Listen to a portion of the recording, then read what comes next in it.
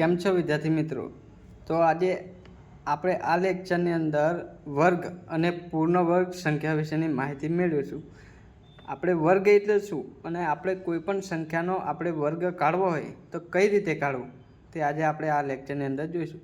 વર્ગ એટલે એની વ્યાખ્યા જોઈએ તો આપેલી સંખ્યાને એ જ સંખ્યા વડે ગુણવાથી મળતી સંખ્યાને આપેલી સંખ્યાનો વર્ગ કહેવાય. એટલે કે આપણે કોઈ પણ સંખ્યાનો વર્ગ કાઢવો હોય તો એ સંખ્યાને એના એ જ સંખ્યા વડે આપણે ગુણીએ તો એ સંખ્યાનો એ વર્ગ નીકળે. દાખલા તરીકે આપણે અહીંયા 2 લઈએ, એક્ઝામ્પલ તરીકે 2, તેનો આપણે વર્ગ કાઢવો હોય તો એને એના એ જ સંખ્યા વડે એટલે કે 2 ગુણ્યા 2, તો એનો કેટલો 2 ગુણ્યા 2 એટલે આપણે 4, તો 2 નો વર્ગ 4. એવી જ રીતે 3નો કાઢીએ તો 3 × 3 બરાબર 3 તાલી 9.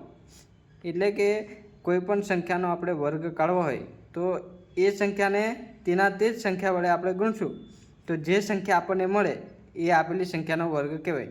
તો અહીંયા 4નો હવે આપણે 4નો જોઈએ તો 4 × 4 = 4 × 4 16. તો અહીંયા 4નો વર્ગ 16.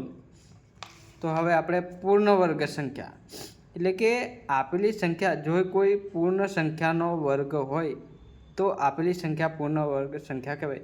પૂર્ણ વર્ગ સંખ્યા એટલે એવી સંખ્યા જે આપણે સંખ્યા આપ્યો હોય એનું વર્ગ નીકળતો હોય. આપણે કોઈ પણ સંખ્યાનો જે આપણને સંખ્યા આપી એ કોઈ સંખ્યાનો વર્ગ હોવો જોઈએ. દાખલા તરીકે અહીં આપણને 16 સંખ્યા આપી તો 16 એ કોનો વર્ગ કહેવાય? 4નો આપણે વર્ગ કરશું તો 16 જવાબ આવશે એટલે 16 પૂર્ણ વર્ગ સંખ્યા કહેવાય. તો આપણે જોઈએ કે આપણે પૂર્ણ વર્ગ સંખ્યા છે કે નહીં એ કઈ રીતે ચેક કરવું સરળતાથી. તો આપણે કોઈ પણ સંખ્યા આપી હોય આપણને તો એ પૂર્ણ વર્ગ છે કે નહીં એ ચકાસવા માટે એનો એકમનો અંક એટલે કે જે શરૂઆતનો અંકની અંદર 2, 3, 7 કે 8 હોય તો એ સંખ્યા પૂર્ણ વર્ગ ના હોય. દાખલા તરીકે કોઈ સંખ્યા આપી હોય 48, તો 48 કોઈ પણ સંખ્યાનો વર્ગ થતો નથી. 48 આપણે કોઈ પણ સંખ્યાને ગુણીએ વર્ગ કાઢીએ તો 48 આવે ના, કારણ કે અહીંયા જે એકમનો અંક એટલે કે આ શરૂઆતનો અંક 8 હોય કે પછી 2, 3, 7, 8 હોય તો એ સંખ્યા કેવી પૂર્ણ વર્ગ ના હોય. તો આપણે પૂર્ણ વર્ગ સંખ્યા કઈ હોય તો જે સંખ્યાનો જે એકમનો અંક 1, 4, 5, 6 કે 9 કે 0 હોય તો એ સંખ્યા કેવી પૂર્ણ વર્ગ સંખ્યા કહેવાય. દાખલા તરીકે 0 કોઈ પણ એક સંખ્યાનો એકમનો અંક 0 હોય કે તો એ પૂર્ણ વર્ગ સંખ્યા હોય. પણ 0 હોય કે એક જ વખત નહીં, એ સંખ્યા જે 0 હોય એની આગળની સંખ્યા પણ દશકના સ્થાનમાં આવેલી સંખ્યા પણ 0 હોવા જોઈએ તો જ એ સંખ્યા પૂર્ણ વર્ગ કહેવાય. દાખલા તરીકે અહીંયા 100, અહીંયા એકમનો અંક 0 છે તો એની જોડેવાળો અંક પણ 0 હોવા જોઈએ એટલે આપણે 100 કોનો વર્ગ કહેવાય? 10નો આપણે વર્ગ કરશું તો આપણને 100 જવાબ મળશે. તો 100 કેવી પૂર્ણ વર્ગ સંખ્યા થઈ કહેવાય. એવી રીતે આપણે કોઈ પણ સંખ્યાનો એકમનો અંક એટલે કે શરૂઆતનો અંક 5 હોય તે સંખ્યાનો આપણે સરળતાથી એનું વર્ગમૂળ શોધવું હોય તો કઈ રીતે શોધીએ?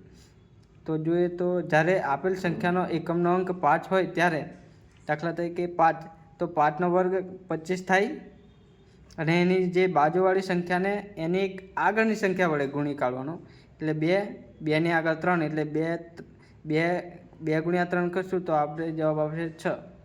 એવી રીતે અહીંયા 5નો 25, 3ની આગળ 4 એટલે 3 ચોક 12.